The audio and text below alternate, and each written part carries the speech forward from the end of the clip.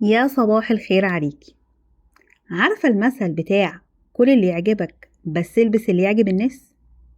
اللي هو عكي براحتك في الأكل، حطي عسل على الجرجير، بلعي الحواوشي باللبن، غمسي السجق بالفول، بس وقت ما تظهري والناس يشوفوكي لازم شكلك يعجبهم، لازم الناس تحبك ويقولوا عنك كلام حلو، لازم لما تقعدي في تجمع تحسي انك مميزة والناس مش مصدقة نفسها بوجودك وسطيهم.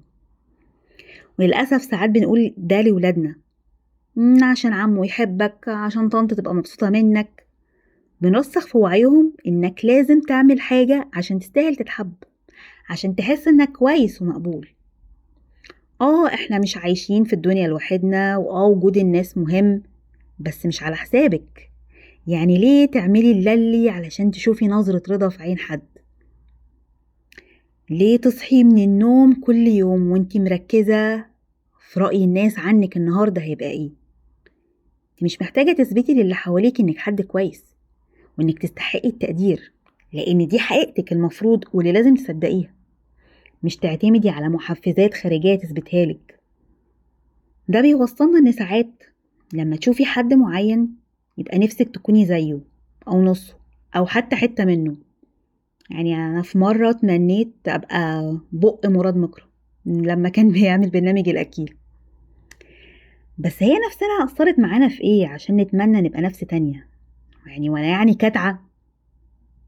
هو هدف السوشيال ميديا كده، انهم يخلوكي دايما تحسي بعدم الرضا، عدم الرضا عن شكلك، عن لبسك، عن طريقتك في الكلام، عن جوزك، عن تربيتك لعيالك، عن عيشتك كلها في العموم.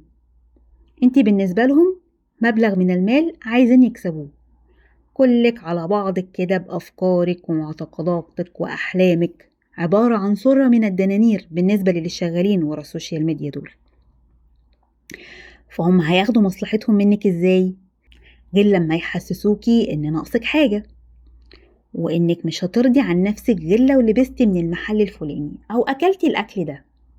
لازم بيتك يبقى كده وعيالك يدخلوا مدارس عاملة كده وخروجاتك تبقى هنا. شفتي فلانة عاملة ازاي وانتي لأ؟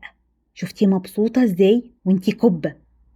والحقيقة انك بتشوفي لقطة واحدة بس من حياة الناس دي، لقطة اترتب لها علشان تبان اجمل ما يكون، لكن اللي ورا الكواليس مش بيظهر. ما هو اصل مفيش حد ما عندوش مشاكل، بس انا ما ينفعش اقولك كده.